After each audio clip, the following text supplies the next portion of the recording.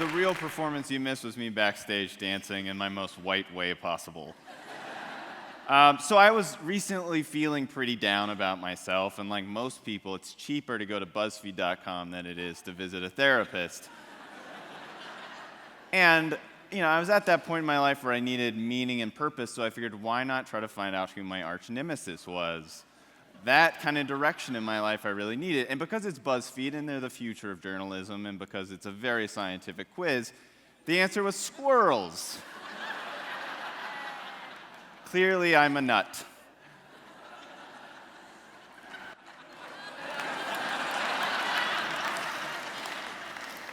And so let's have a thought experiment for a moment, and let's pick a particularly shady squirrel. Mustache, top hat, normally says robber baron squirrel. He's my arch nemesis. And let's also say for just a thought experiment, that I showed up a little early today, and I replaced one of the seats in this auditorium, don't worry, it's the one that looks like that, very distinct, with something I bought on eBay, which was a Martin Baker ejection seat, which you can buy for the low, low price of $12,500. Free local pickup, just in case you're curious. And I've replaced the guts of that chair with my ejection seat for my arch nemesis, a shifty squirrel. And at this point, I feel like I have to tell you this is going somewhere. They don't let anyone up here, or at least they won't in the future.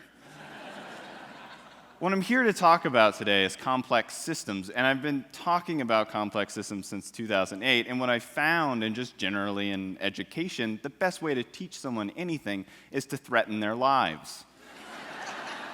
Or to threaten the lives of a fictional protagonist, which is what I'm doing now. And I want to talk about complex systems, and the phrase itself is scary. Complexity is something as a culture that we tend to shy away from. The word complex, normally people, when I ask, can I come and talk about complex systems, I don't hear the rest of the conversation because they've hung up on me. But today I want to talk about complex systems, and a really, really simple way to think about complex systems, they're a network of things that are connected. And because they're connected, they get to do really interesting things like anticipate the future and adapt. I'm going to give you some examples because probably that meant nothing. But this is the example of, if I showed up early today and my goal was to eject my arch nemesis, a shifty squirrel, into the ceiling, how would I choose which seat to tamper with? And all of you should be a little nervous right about now for the seat that you're sitting in.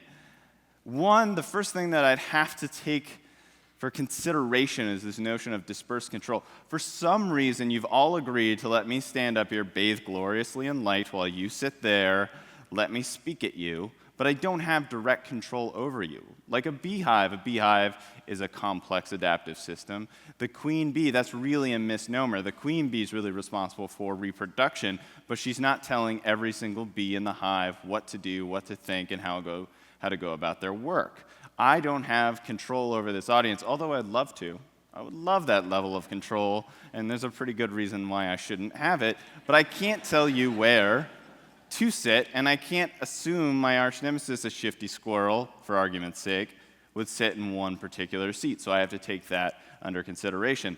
The second is, in a complex system, there are interacting agents. A stock market is a complex system because it is the behavior of lots and lots of individuals who bring with them their own mental models about the world, their own motivations, their own problem-solving strategies. And so rich behavior in a system like this comes from competing and collaborating agents. So just like when you walked into this auditorium, you were deciding where to sit, I will assume that everyone on the aisle has to pee very often. I will assume that there was one young gentleman who picked a seat next to a lovely young woman for a particular reason, and that the decisions you made were not wholly driven by your own needs, but by those around you. Also, complex systems are nonlinear, so we've probably heard the phrase butterfly effect, where a butterfly can flap its wings and a hurricane can appear on the other side of the world. Frankly, I think that we're blaming butterflies a little too much with that one. But complex systems are really built on small elements that tend to interact to have much larger consequences. So when I think about this, I think about where would I want to place my ejector seat in this audience? Hypothetically, speaking only. None of you are about to be propelled into the ceiling just quite yet. And when I think about that, I have to think about all the myriad things that go into the decision-making process of why you sat where you sat, and where my arch nemesis, again a shifty squirrel for hypothetical sake, where he might sit, or she. Complex systems also adapt. They have the ability to anticipate the future because it's lots and lots of different agents trying to fulfill their own needs, but also making predictions about the future, about how to fulfill those needs. So just like a flock of birds, which is a complex system, you don't quite often see flocks of birds running into buildings. Maybe windmills and wind generators, perhaps. I'm from California, so that's something that we have to pay attention to. But for the most part, a group of birds who cannot communicate in any direct way that we see are able to adapt their behavior. So just like now that I've told you that potentially, well, hypothetically, maybe, there's an ejection seat under one of the chairs in this audience, someone may have just checked under their seat, and I like that person. I want to be your friend. And so complex systems have the ability to adapt. So my arch nemesis, if he or she may be sitting in the audience, might decide to get up and maybe head to the back of the group. Complex systems also exhibit perpetual novelty, just like the human immune system, which is a complex system. This is a healthy T cell or white blood cell, and your immune system generates a huge amount of variety and a huge amount of novelty because it's constantly trying to predict what your body is being attacked by, whether that's the flu or Ebola. Which I think both are equally as scary today for whatever reason. So that's something I have to pay attention to as well. If I asked you all to get up, walk out, even in single file how you sat, and walk back in, the same seating structure would likely not be in place, and we could try that hundreds of times over, and it would not necessarily equal the exact same seating structure as before, because a complex system is constantly exhibiting novelty. And so this is a TED audience. I figured you could rise above this, but I thought wrong. Like the weather, which is a complex adaptive system, the best that I can do is make a prediction. I can make a probability assessment about what might take place based on what I currently know about the system. But just as when the weatherman gives you the 10-day forecast 10 days ago, he's far less likely to be accurate 10 days later. So as more time marches on, my ability to predict gets less and less successful. And so the one thing I'm here to tell you is that complex problems demand complex problem solving. So think about all of the work I just did to launch a hypothetical arch nemesis, which was a squirrel into the ceiling with an ejection seat that I may or may not have bought off on eBay. I put that much thought into place because that's how much context and information and how the decision-making process goes in, because you have your own mental models. Every single person in this room went through, whether it's implicit or explicit in your head, had dozens of rules in place to determine where you would sit in an audience. And it's important to respect that level of complexity. Otherwise, you may find yourself falling on your face. And this is something we see in culture all the time, and I'll give you a really bad example and then some real examples. So let's say that you have a teenage daughter. You're worried about her texting while she's driving. That's a completely acceptable concern. It's something you hear on the news every single day. But you don't see a lot of people arguing that maybe the solution to that problem would just be to cut off her fingers. It would certainly fix the immediate problem, although you might find that you have a daughter who can now text with her toes, which is fascinating. And I've also heard that this works as a threat to the boyfriend of your daughter, too.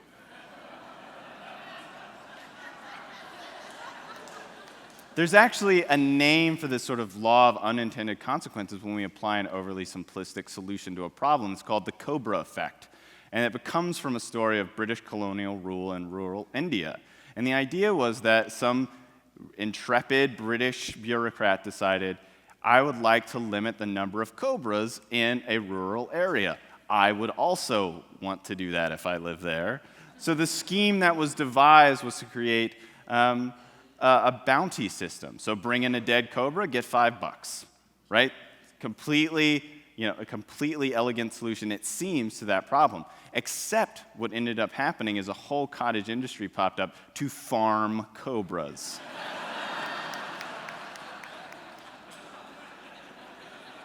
Cobra Farm is now something that you'll have to think of as a place and a thing and a profession. But then, so it gets worse. So then the British bureaucrat said, well, we can't exactly have people farming cobras. We should get rid of this bounty system. So they totally got rid of it. The unintended consequence is everyone released their cobras because they no longer had value. So here's clearly a very simple-minded, some people would say very straightforward solution to a problem that actually exacerbated the problem and made it far, far worse. In this case, cobras everywhere. But this is a problem-solving strategy we see all over, and it's one that we see today very often.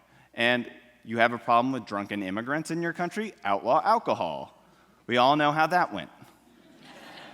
We have the creation of organized crime thanks to this very simple solution to a very complex problem.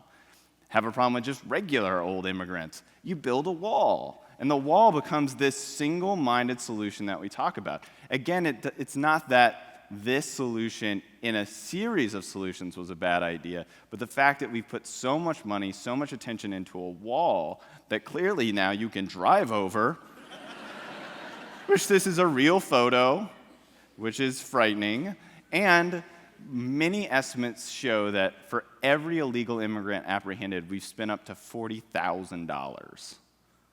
So when we take a very simple-minded approach to a problem, we are often solving the problem in a very, very costly way.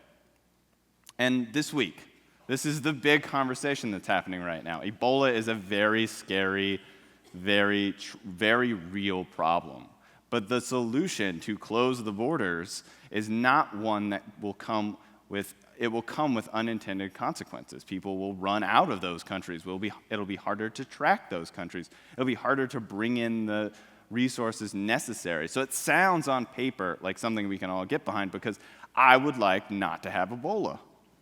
But that does not necessarily mean that we can't respect the complexity of the problem itself. And this is an amazing selfie, by the way.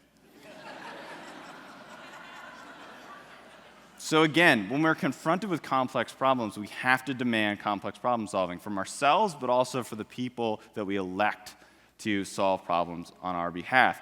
And we all have the capacity to think differently about this. And I am by no means a complexity science researcher, which actually exists. In the fields of science, most have been around for hundreds, if not thousands of years. Complexity science was created in the 80s. So with hairband also came this idea of how do you approach problems that seem messier than other problems, which inhibit all those things that I talked about before. And really, my perception of the world changed on September 15th, 2008. And it changed because of a conversation I had with my father, photobombing me here in a national park. And the conversation that we had was centered around Lehman Brothers' collapse. So this was the fourth largest investment bank in the world. And my father runs a small construction company in Houston, Texas, where I'm from. And we were on the phone, and I asked my father, what do you think about this? He's had his own company for 35 years. He's weathered all manners of ups and downs, economic booms and busts. And he said, it's fine what they're doing on Wall Street. They can make fools of themselves. I've known my banker for decades. I trust that they wouldn't have made these bets, and we're fine. And what we've come to learn is that's what most people thought. But at the same time, those risky bets that were being made on Wall Street cascaded not just in our economy, but globally. And so we can look at some complexity science researchers. This is some work that was done right after the recession by Cornell University. And what it shows is from 2003 to 2008, the economy became networked to fail. We had banks who were making risky bets, but also lending money to almost every sector of the economy. And so one small speculative bubble and one economy then escalated to the rest of the world. And the fallout on it has been traumatic. It's been traumatic not just for institutions, but for people. So my father for the last 35 years has worked for himself. He's worked for it's been a very small business, but for the first time in his adult life, he's now working for someone else, and he can't sustain his business. And my wife's father, the exact same story in the housing market. He had a business for 20 years, and he no longer has that business because we fundamentally don't understand how connected the world is now. And so the script, I think, in the world that we live in today is, one, connectedness. We live in a more connected world, and that connectedness creates complexity. And all complexity is, it's a scary word, but all it means is a measure of relationships. And those relationships, because there are no single causes anymore to these big global problems or to these big messy problems, those connections create uncertainty. It's so much harder now to predict the future. We no longer plan 18 months out, 6 years out when we work with organizations. We plan 6 months out, and we plan in a very adaptive way. But that level of uncertainty, unfortunately, can create chaos. The chaos that we're seeing with the Ebola scare, the chaos that we saw falling out of the Arab Spring, for ISIS sort of coming and coalescing and turning into a new al-Qaeda cell that we've never even heard of until 2 weeks ago when we started bombing it. This sort of chaos reaction to things that are uncertain is where the real damage in our economy, but also in our lives, occurs. And Yogi Berra always says it best, which is it's deja vu all over again, because in 2011, a European complexity science conglomerate actually started to map the economy again to say, what lessons have we learned from 2008? And what they actually found is there's a supercluster, which is my favorite new term, of 147 organizations in the world that now control 40% of the world's wealth. And what that means necessarily is that we have not learned those lessons. We are still too networked to fail. And we aren't thinking about the degrees of connectedness in the world. And so I spend most of my time working with large organizations, helping them prepare for a world that's more connected and for problems that are more complex. But this, to me, is the asteroid that's headed towards the Earth right now that none of us are paying attention to, but we all as individuals can pay attention to. And so it's not just on regulators, not just on our governments, not just on our institutions. Individuals first have to make this change. We have to learn to embrace complex systems, and we also have to learn to disregard overly simplistic solutions. And I'll give you, 5 easy steps to get started, but really this is a lifelong transformation for me, which has taken years and years and occupies most of my time. The first is to question the borders of problems and solutions. When we're told that problems are very simple, or we're told that solutions can be single-minded, we should challenge that. I think we've seen over and over again that when we don't respect the complexity of a problem, that we undermine the impact that has on the world. And not just borders in terms of geography, but borders in terms of time. One of my favorite quotes from one of my favorite authors, Kurt Vonnegut, said, "There should have been a secretary of the future." We need people who are thinking long-term, who are thinking beyond the simple-minded, short-term solutions that we often hear about. Also, learn to network. So the industries that recovered fastest in 2008 was banking, and you can come up with lots and lots of different ways to explain that. But the number one reason why banking recovered so quickly is because they are an industry built on networking. They lend money. Their livelihood is so dependent on other organizations. And so my father's company was a very small company that wasn't very networked. His network was very small and very geographically confined. So we work with most of our clients to say, how do we build not just a networked supply chain, network distribution, but how do we build a network business model? We see companies like Uber, Airbnb, Etsy, who have built these businesses that really live and thrive off a very complex network. And at the end of the day, they're far more resilient to impacts in the economy. And then not just to become more connected, but to understand the connections themselves. So in complexity science, we don't just look at how things are connected, we look at the forces of those connections and what they impart on one another. Just like how you sat down today, it's not as important to realize that you made that decision in concert with a lot of other people, but those people imparted influence on you. And last, we have to learn to celebrate complexity. Again, we can't be afraid of this word. It's not the C word for the 21st century. It's the word we all need to understand, and it's a word that really is the literacy of the 21st century. And if my words have failed me, then I'll leave you with M. Scott Peck. Abandon the urge to simplify everything and begin to think multidimensionally, to glory in the mystery and paradoxes of life, not to be dismayed by the multitude of causes and consequences that are inherent in each experience, but to appreciate that life is complex. Thank you.